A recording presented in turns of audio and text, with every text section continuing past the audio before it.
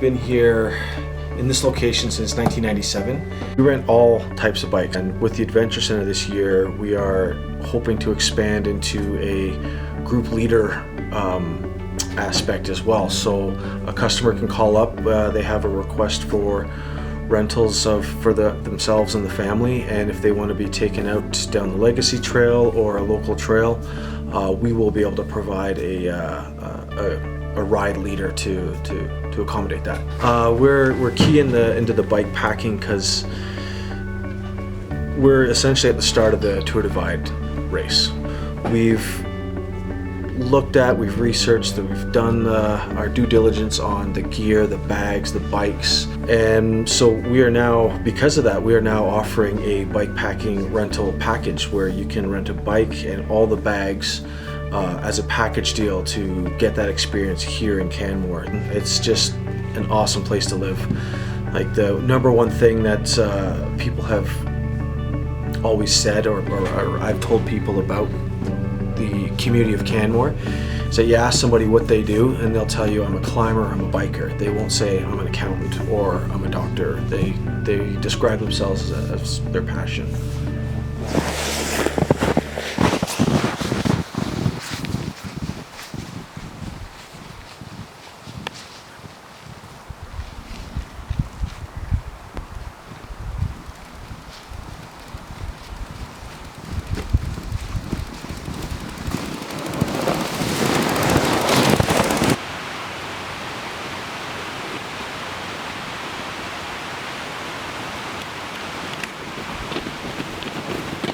This is Castle Mountain behind me, and I am making my way up the Bow Valley Parkway, which is behind me here, and this is the Castle Mountain Chalets, so one of the service stops that's open along the way.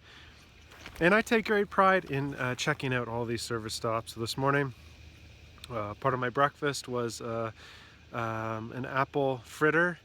That's pretty popular apparently. They always have them out, and they're from Fergie's Bakery from Canmore. So something to add to the guidebook. And I saw my sister just asked a good question. She's like, do people stop you? Are you kind of an anomaly along the parkway and doing this sort of thing? Well, I can say I'm the only cyclist I've seen so far. I'm not the first to have done it. It doesn't seem to be a very popular thing to do. That said, I have run into a bunch of people that said that would be really cool to do. So I think there's a bit of a gap in between the wanting and knowing how to do it. So the Icefields Parkway is pretty, obvious.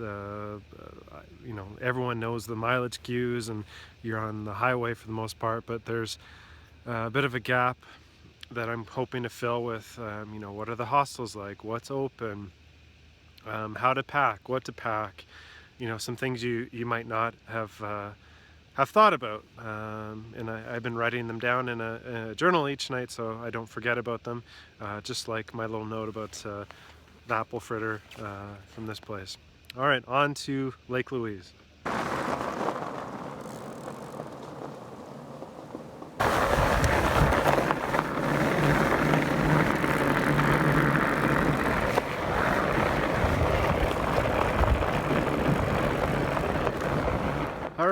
Good morning.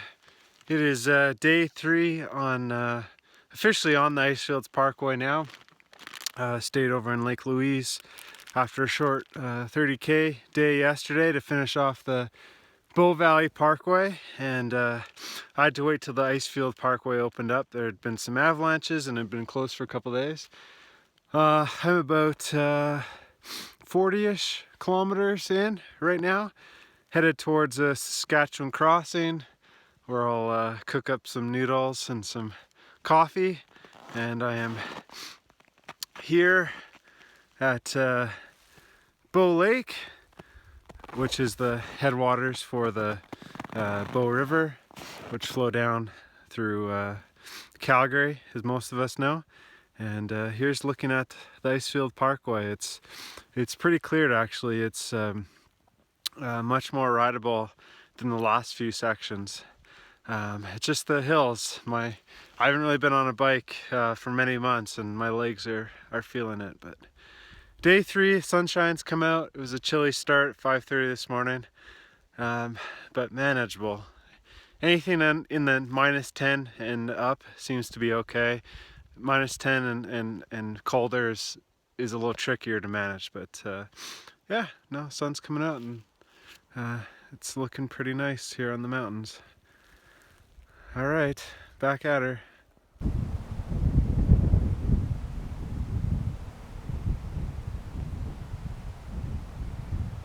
Okay, coming to you about 10 kilometers north of Saskatchewan Crossing. I am on the side of the road, attempting to make lunch. I'm starving. Lesson I'm learning is try not to melt snow. It takes forever. A lot of the creeks and rivers that I remember seeing on this highway are snowed over, iced over. But what I'm learning from this is that I should make a bit more of an effort to find it because it takes forever to melt snow. So when making Mr. Noodles on the side of the road, 1, try not to get hit by a car. And 2, unless you want to walk into the real deep snow, you pretty much have to just grab what you can from the side of the road. And being that it's on the side of the road, there's rocks and various road debris. So the key to making your roadside Mr. Noodles is have one pot that's just for melting snow. It's got a bit of a strainer on it, so you can strain out stones and that road debris, and then make your noodles in another pot. And then if you're crafty, you get snow melting in your water bottles, and hopefully defrost the tuna that's rock solid. The smart person would also have had a heat shield of some sort, but I did not really think this one through. Anyways,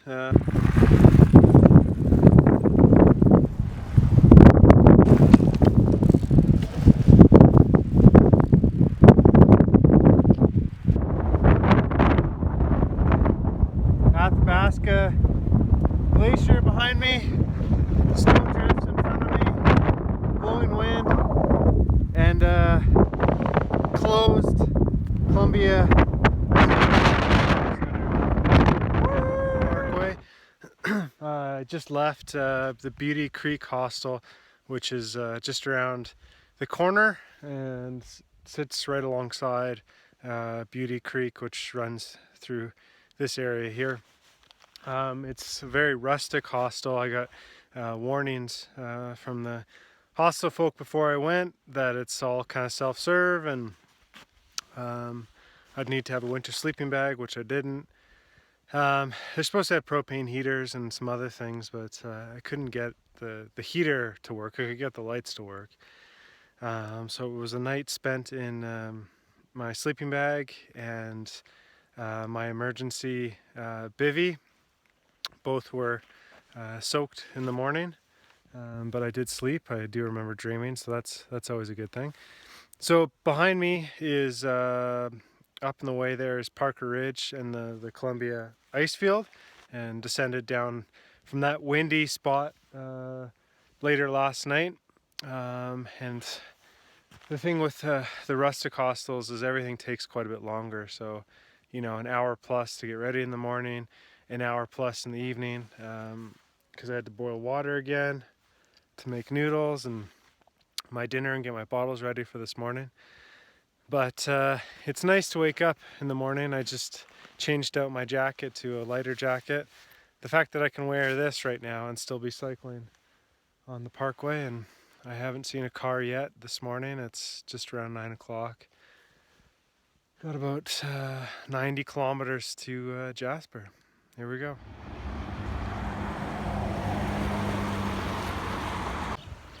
All right, crew, made it to Jasper. Just fueled up at the other Paw Bakery, cinnamon bun and all. Just quick time for lunch and restock, because I've signed up for the double whammy. So headed back south along the Icefield Parkway.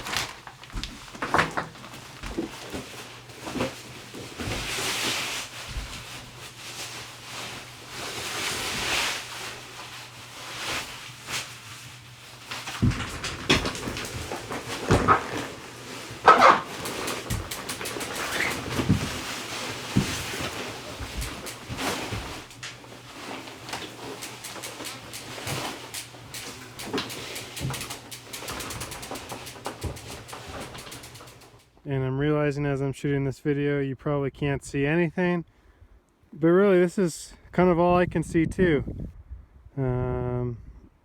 It's about 5:30, 6 in the morning.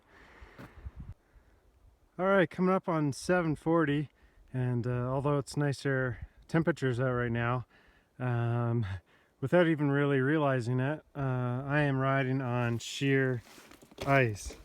And my foot is totally sliding on the ground. So I imagine the reason why I might not have seen any cars yet this morning is because they've hopefully closed the road again.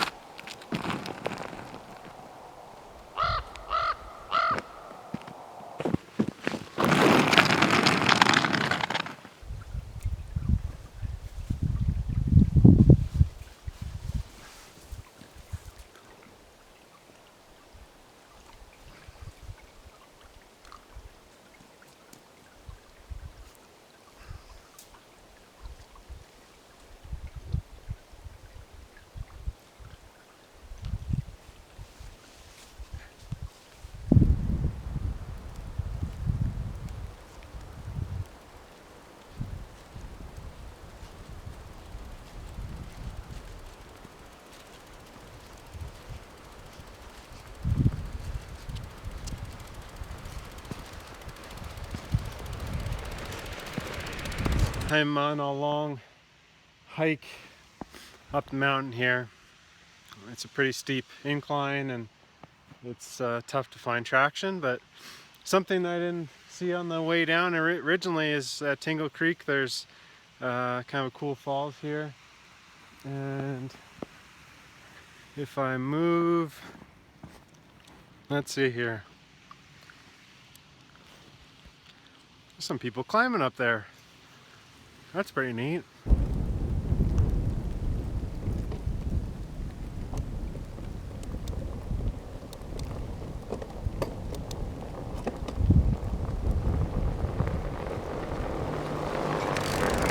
Descending down off the Columbia Icefield Parker Ridge area, and man, what a difference a little bit of snow makes. It was snowy on the way up, but the mountains weren't covered like they are now. It's what, about 3:30. I said to Sarah that if I was making okay time, I'd stop in at the Rampart Creek Hostel, and I had wanted to stay here tonight, but it said it was full online. Just talked to the manager, and he said they actually book the rooms just in case the road closed again, so there aren't actually any people staying here. And he set me up in his place, so I can cook some noodles, fill up my water bottles. He even cut up some sausage for me. So a super nice guy, and said I could stay here if I wanted to. I'm gonna keep going, try to make Mosquito Creek, which is another 60 kilometers. But anyways, good learning lesson for the guidebook. Well, there you have it, folks. I just made it to Mosquito Creek. Going on, my brain's not working. I think it's going on about 16 hours. Pretty well non-stop. Snow coming down. Road's a little dicey. I actually thought I had missed it. It seemed to be taking a lot longer than I was expecting, so I'm glad to be here. Day 5 done.